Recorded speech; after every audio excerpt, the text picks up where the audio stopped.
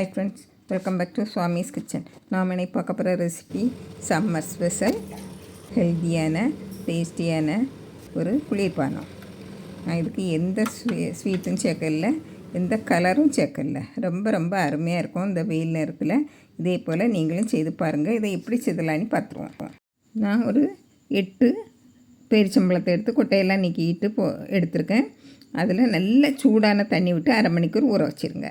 இப்போ அடுத்த ஒரு பாத்திரத்தில் 1 டேபிள் ஸ்பூன் சப்ஜா விதைகளை போட்டு அதில் நம்ம சாதா தண்ணி தான் விட்டு அதையும் கலந்து வச்சுருங்க. ஒரு அரை மணிக்கூர் இருக்கட்டும் எல்லாமே. இப்போ வேறு ஒரு பாத்திரத்தில் 2 டேபிள் ஸ்பூன் கேழ்வரகு மாவு அதையும் போட்டு நம்ம சாதா தண்ணீரை விட்டு நல்லா கலந்து வச்சிடுங்க. கட்டி இல்லாமல் நல்லா கலந்து ஒரு பக்கத்தில் வச்சுருங்க. இப்போ நான் ஒரு பீட்ரூட் எடுத்து நல்ல பொடியாக கட் பண்ணி வச்சுருக்கேன். அதை மிக்ஸி ஜாரில் மாற்றி நம்ம கொஞ்சமாக ஒரு 1/4 கப்பு தண்ணி விட்டு நல்லா நைஸாக அரைச்சி எடுத்துருங்க. இதுதான் நம்ம கலருக்கு யூஸ் பண்ண போகிறோம். நல்ல ஹெல்த்தியானதும் கூட.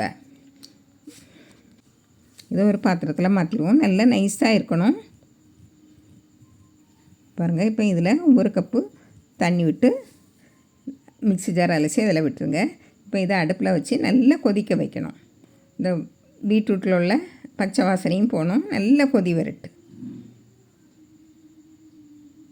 நல்லா 1 நிமிஷம் நல்லா கொதி வந்த உடனே நம்ம கரைச்சி வச்ச கேழ்வரகு மாவை அதில் ஒரு நேரம் கலந்து விட்டுட்டு அதில் விட்டுருவோம்.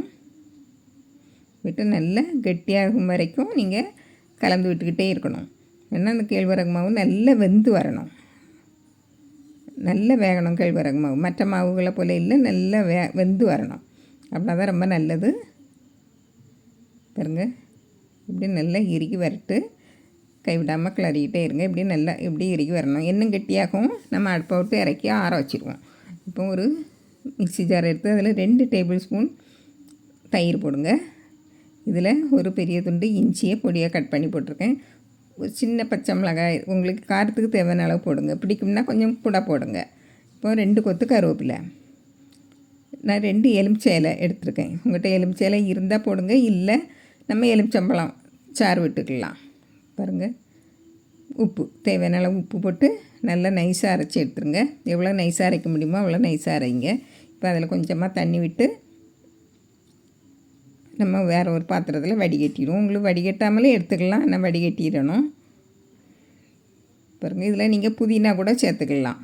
இப்போ இதில் ஒரு இது சைடில் இருக்கிறதுக்கு இன்னும் மோர் தேவைப்படும்.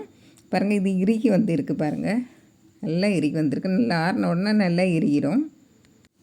நல்லா கலந்து விட்டுடுங்க. இப்போ இதில் நான் பாதி அளவு இனிப்புக்கு எடுக்கேன், பாதி அளவு மோர் ஊற்றி செய்யறதுக்கு. பாருங்கள், இப்போ நம்ம ஊற வச்ச பேரிச்சம்பழத்தை போட்டு நல்லா நைஸாக அரைச்சி எடுக்கணும். இதில் ஒரு வாழைப்பழமும் நீங்கள் போட்டுக்கலாம். சின்ன குழந்தைகளுக்கு தேவையான ஒரு வாழைப்பழமும் போட்டுக்கலாம். இதில் ஏலக்காய் தூள், பால், ஒரு அரை கப்பு பால் விட்டு நல்லா நைஸாக அரைச்சிடுங்க. நல்லா நைஸாக இருக்கணும். பாருங்கள், உங்களுக்கு இனிப்பு தேவை அதிகமாக இருந்ததுன்னா கூட 2 பேரிச்சம்பழம் விட்டுக்கலாம். இப்போ பாலை விட்டு நல்லா கலந்துடுங்க. பாருங்கள், நல்லா கலந்து விட்டுருங்க. இது கூட ஒரு வாழைப்பழமும் சேர்த்து அரைச்சிக்கலாம். ரொம்ப நல்ல டேஸ்ட்டாக இருக்கும். இப்போ இதில் நம்ம ஊற வச்ச சப்ஜா சீட்ஸ் இருக்கு இல்லையா, அதை போட்டுருங்க. நல்லா போட்டு கலந்துருங்க. இப்போ அது ஒரு சைடில் இருக்கட்டு. நம்ம என்ன மோர் கூழ் பண்ண போகிறோம். இப்போ இதில் நம்ம கலந்து வடிகட்டி வச்சோம் இல்லையா மோர், அதை விட்டுருங்க. விட்டுட்டு முதல்ல நல்லா கலந்து விட்டுருங்க.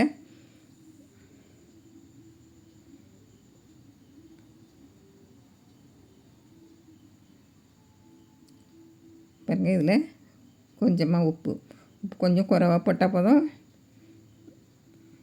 உப்பு போட்டு இதில் சப்ஜா விதையும் போட்டு நல்லா கலந்து விட்டுருங்க. உங்களுக்கு தேவையான இன்னும் கொஞ்சம் மோர் விட்டுக்கலாம். இதுவே நல்லாயிருக்கும். பாருங்கள், இது இனிப்பு. குழந்தைகள் பிடிச்ச இனிப்பு. அதில் நீங்கள் வாழைப்பழம் சேர்த்தாலும் ரொம்ப நல்ல டேஸ்ட்டு, நல்ல ஹெல்த்தியானதும் கூட. பாருங்கள், இதை நீங்கள் ஃப்ரிட்ஜில் வச்சும் பரிமாறலாம், இல்லை ஐஸ் கட்டியும் போட்டு பரிமாறலாம். உங்களுக்கு எது விருப்பமோ அதை போல் செய்யலாம். உடனேயும் குடிக்கலாம், நல்லா ஆறி தான் இருக்கும். ஃப்ரிட்ஜில் வச்சு 1 மணிக்கூர் கழித்து எடுத்தும் குடிக்கலாம். நான் இப்போ ஐஸ் கட்டி தான் போட போகிறேன். பாருங்கள், இது ரொம்ப சின்ன கப்பு, அதனால் நான் 2 தான் போட்டிருக்கேன். பாருங்கள், இதில் இந்த நம்ம மோர் கூழ் செய்தோம்லையே அதில் கருவேப்பிலை கொத்தமல்லி இலையை போட்டு பரிமாறிடுங்க.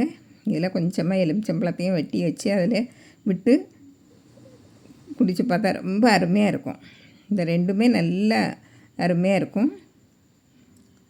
பாருங்கள், இதே போல் நீங்களும் செய்து பாருங்கள். பிடிச்சிருந்தால் லைக் பண்ணுங்கள், ஷேர் பண்ணுங்கள், கமெண்ட்ஸ் பண்ணுங்கள், மறக்காமல் சப்ஸ்கிரைப் பண்ணுங்கள். தேங்க்யூ.